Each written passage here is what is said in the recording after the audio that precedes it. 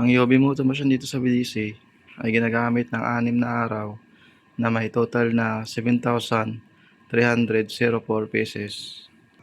Ito po yung head, ang capping, head clean, punasan ng wiper, upper head clean, tool check,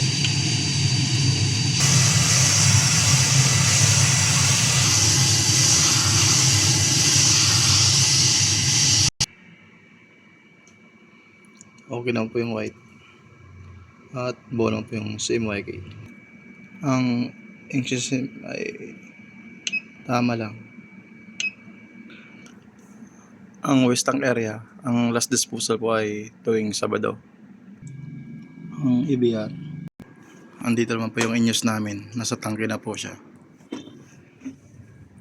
Andito naman po yung anyos at kulang po ako sa varnish at solution. Ito naman po yung consumable monitoring at nakagamit po ako ng isang varnish. Ito naman po yung production log at nakaran kami ng 7,304. Ito naman po yung printer daily checklist. Updated naman po siya. Thank you.